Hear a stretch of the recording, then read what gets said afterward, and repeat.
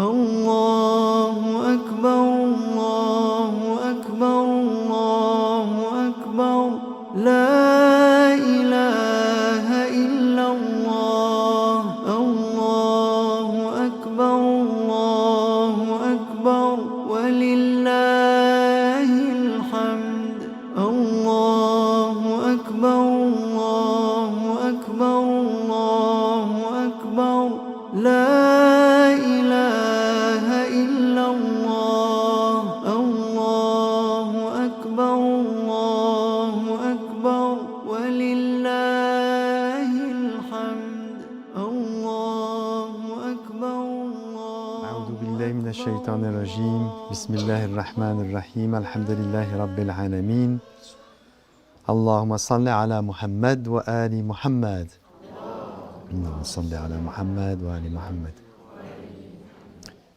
Salam alaikum jami'an wa rahmatullahi wa barakatuh. Je cherche refuge en Dieu contre Satan le lapidé et au nom de Dieu Ar-Rahman le clément. La louange à Dieu, Seigneur des mondes, la prière sur la noble créature, la plus belle des créatures, le messager de Dieu, ainsi que sur sa progéniture, sa descendance, les gens de sa demeure, l'héritage prophétique, les asbat, les ahl al-bayt, et sur l'ensemble des prophètes des envoyés et de leurs héritiers respectifs. Et que la paix de Dieu soit sur vous tous, mes chers frères et sœurs. Je remercie Dieu, nous le remercions, nous le louons pour la grâce qu'il nous fait de pouvoir prier en famille et nous remémorer le Dieu que nous adorons. Surtout en cette période qui est marquée par un rite qui est le cœur de l'islam, et ce rite est le pèlerinage. Comme vous le savez, aujourd'hui, c'est un jour qui marque la fin de ces rites. C'est le jour de l'Aïd al-Adha. Adha qui a pour signification le sacrifice. Le pèlerinage, ce voyage que tout croyant devrait entreprendre s'il en a la capacité et bien sûr les moyens, est un magnifique rituel parce qu'il rassemble toutes les communautés. Lorsque vous vous rendez au pèlerinage, vous voyez les 5 continents réunis. L'Afrique, l'Asie, le Moyen-Orient, l'Europe, l'Amérique. Tous les hommes de toutes les contrées réunis et habillés tous de la même manière. C'est extraordinaire ce que l'islam peut rassembler. Il y a un verset du Coran que nous avions développé il y a quelques semaines. Ce verset du Coran, c'est un verset où Dieu dit qu'il nous a fait des peuples, des nations, des tribus pour que nous nous entreconnaisions.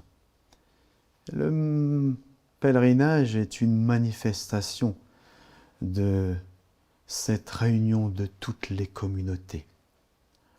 Toutes les communautés réunies pour glorifier le Dieu unique. C'est extraordinaire, cette puissance de l'unité que nous apporte l'islam. Chaque peuple a une particularité, et chaque peuple vient avec cette particularité pour que, à travers toutes ces particularités, le corps de l'islam, le corps de la foi, se parfait. Et dans ces rites du pèlerinage, nous avons un jour extraordinaire. Et ce jour est le cœur du pèlerinage. Il a une importance capitale que je vais vous remémorer, que je remémore à mon âme. Ce jour, bien sûr, c'est le jour de Arafat. C'était hier, le jour de Arafat. Et pour mémoire, je vous rappelle ce hadith que nous avons partagé ensemble, que Dieu dit, parmi les péchés, il y en a certains qui ne sont pardonnés que le jour de Arafat.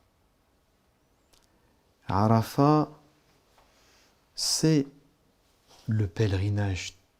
Il représente tout. Mais pourquoi il est si important? Et que Dieu nous l'a, à travers les hadiths qui nous ont été rapportés du messager de Dieu et de sa sainte famille, pourquoi Dieu, ou comment Dieu nous a montré son importance? Eh bien, il nous l'a montré en le mettant presque au même niveau que Laylatul Qadr. Parce qu'il est dit, si vous savez, que celui qui aurait manqué, loupé Laylatul Qadr, alors le jour de Arafat est là pour lui, pour se rattraper. Ce jour de Arafat, je le souhaite à tous mes frères et mes sœurs qu'un jour ils puissent le vivre. Parce que c'est vraiment, je le dis pas parce que j'en ai une connaissance raisonnable, mais parce que j'ai eu la chance de le vivre avec certains de mes frères ici présents. Et pour ceux qui l'ont fait aussi et les sœurs qui l'ont déjà fait. C'est un jour qu'on a du mal à décrire parce que tout se passe au niveau du cœur. C'est quelque chose qu'on ressent et qu'on a du mal à mettre des mots dessus. Mais tant d'émotions sur ce mot. Et pour vous dire une petite chose qui nous montre son lien avec Laylatul Qadr, c'est qu'Arafat, c'est un endroit, donc à la Mecque, où nous restons de Dohor, donc quand le soleil est au zénith, jusqu'au Maghreb, jusqu'au crépuscule. Et c'est une station que l'on appelle aussi, donc Arafat, ça veut dire aussi, Arafat, ça veut dire connaissance. Et c'est une station qui est aussi nommée Al-Waqfa, une station d'arrêt. Arrêt de quoi, mes frères et mes sœurs? Eh bien, c'est un endroit et un moment où tout s'arrête, où le temps s'arrête et où il n'y a plus d'espace. Et cela nous replonge et nous remémore la nuit du destin, qui est une nuit en dehors du temps et de l'espace. Arafat est pour nous une méthode, une ouverture que Dieu nous a donnée pour que nous puissions ressentir dans le plus profond de notre âme d'où nous venons, quelle est notre origine, une origine qui est en dehors du temps et en dehors de l'espace. C'est ça, Arafat. Et Arafat, c'est le cœur du pèlerinage. Alors que Dieu permette à tous les musulmans et les musulmanes de pouvoir au moins l'effectuer un jour dans sa vie, afin qu'ils puissent vivre cet instant de l'éternité. Mes chers frères et sœurs, comme vous le savez, en ce jour de l'Aïd, bien sûr, il est indissociable ce jour de l'Aïd de l'histoire de notre prophète, Ibrahim alayhi salam, Abraham. Cette histoire est extraordinaire parce qu'elle nous unit tous, comme je l'ai dit tout à l'heure, Et nous le voyons de manière flagrante avec Abraham. J'aimerais vous dire quelques petites choses sur cette histoire d'Abraham. D'abord, vous savez que Abraham voyageait avec son fils. Lorsque son fils était en âge capable de voyager, il était en quête avec lui. Et un jour, il a vu. Alors j'enlève le terme rêve parce que le terme coranique employé est ru'ya, c'est la vision. Bien sûr, il dit j'ai vu fil manam, donc quand il était endormi ou alors allongé. Et il a vu qu'il était en train d'immoler son fils. Et il en a fait part à son fils Ismaël. Et son fils, qui était déjà très jeune, un disciple qui connaissait déjà beaucoup de choses, a dit « Père, fais ce qui t'est ordonné ». Et lorsque il s'apprête à réaliser la vision, alors Dieu lui dit « Saddaqta ru'ya » tu as rendu présente et réelle la vision. Bien sûr, cette vision, mes frères et mes sœurs, vous devez entendre qu'elle est une vision en dehors du temps. Elle est divine. Mais bien sûr, nous qui sommes régis par les lois sur cette terre du temps et de l'espace, nous avons besoin d'un temps pour que cette vision se réalise. Le mot qui est employé dans ces versets, parce qu'il dit que nous le rançonnâmes, c'est comme ça que c'est traduit, par, c'est-à-dire nous l'échangeâmes quelque part, c'est-à-dire le sacrifice de Ismaël, que nous soyons clairs, par dhabhan azim, c'est les termes du Coran, donc qui est par un sacrifice, l'immolation d'une bête, c'est ce que tout le monde connaît. Mais y a-t-il autre chose qui se cache derrière ce sacrifice et cette vision que Abraham réalise? Le terme dhabh n'est pas seulement employé pour égorger une bête, il est aussi employé pour signifier ce qui, dans les hadiths des Ahl al-Bayt, il nous ramène à l'histoire de l'imam Hussein alayhi salam. Parce que comme vous le savez, l'imam Hussein était une particularité parmi les héritiers de la maison de la prophétie et qui a montré par son sacrifice la préservation du message de l'islam. Et donc, où cela nous emmène-t-il? Ce mot dhabh, il a aussi une signification qui est pas très connue, mais qui signifie l'arbre.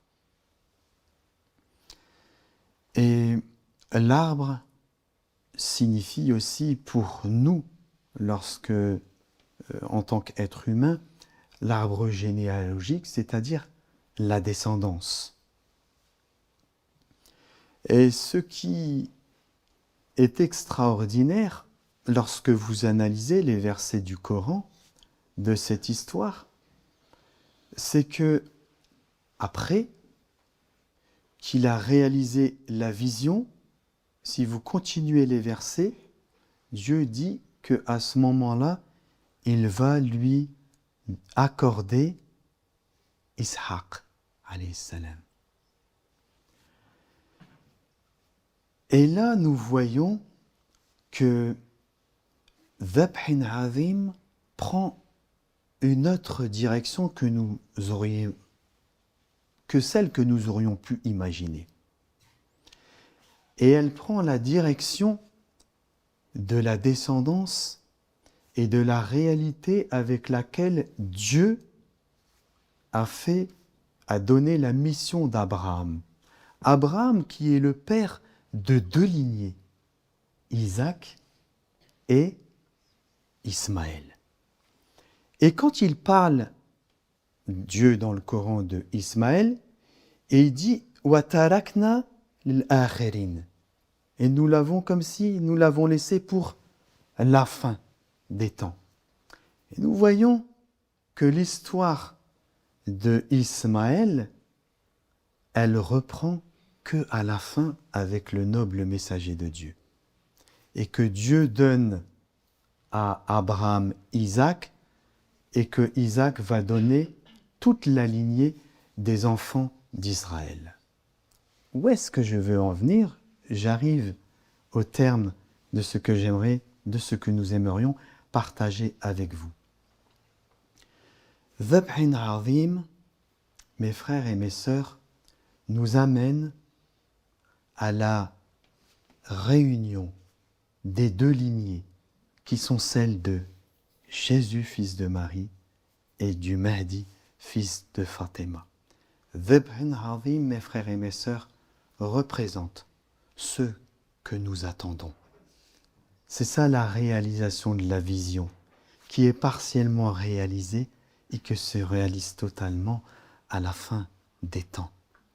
Alors mes frères et mes sœurs, aujourd'hui, nous sommes en présence d'une actualité, dans un monde troublé, dans un monde où nous ne savons plus où se trouve la vérité, tellement elle est brouillée. Mais elle n'est pas brouillée pour les gens de l'éveil, taqwa. Pour eux, les choses sont claires. Comme pour le livre de Dieu, il est clair uniquement pour ceux qui sont éveillés à Dieu.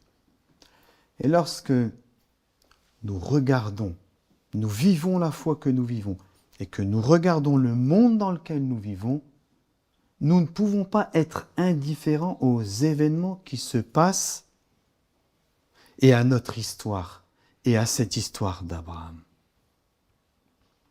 Et lorsque nous regardons les peuples, ou des particularités des peuples qui sont massacrés, qui sont victimes d'injustice, qui sont opprimés, et en particulier aujourd'hui, le peuple de Gaza, nos frères et nos sœurs en Palestine, nous ne pouvons pas parler de notre foi, nous ne pouvons pas parler de nos rites, nous ne pouvons pas parler de l'islam si nous n'avons pas un mot pour les opprimés, si nous n'avons pas un mot pour le peuple de Gaza, si nous n'avons pas un mot pour ce peuple palestinien.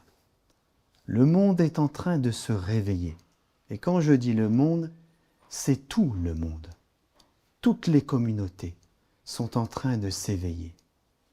Et cet éveil mènera notre monde à l'ultime défi, le défi de la fin, le défi où les hommes, les femmes qui ont dans le cœur l'amour de l'humanité, qui sont encore des hommes, qui sont encore des humains, eh bien, se réuniront, de quelque bord qu'ils soient, de quelque foi qu'ils soient. Ils seront réunis. Et ceux qui parachèveront cette union seront le Messie, c'est-à-dire Jésus, fils de Marie, et El-Mahdi, fils de Fatima. Ils les réuniront et ils mèneront notre humanité au summum de ce qu'elle doit être. Elles ramèneront la grandeur de l'homme, celle que nous avons partiellement vécue quand nous étions dans la prééternité, cette réalité vers laquelle chacun d'entre nous doit retourner. Notre demeure n'est pas de ce monde, et ce pèlerinage nous rappelle à travers Arafat que nous n'appartenons pas à ce temps et nous n'appartenons pas à cet espace. Et nous devons retourner chez nous, là où tout a commencé. Que Dieu nous assiste et nous protège et qu'il fasse de nous ses serviteurs et qu'il fasse de nous que nous soyons toujours en quête de lui, parce que le pèlerinage est avant tout une quête. Walhamdulillahi Rabbil Alamin, wassalatu wassalam ala Muhammad wa ali Muhammad. Allahumma salli ala Muhammad wa ali Muhammad. Je vous souhaite à tous une bonne fête de l'Aïd. Kullu amin wa antum bi khair wa fi alfi khair. Wassalamu alaikum wa rahmatullahi wa barakatuh.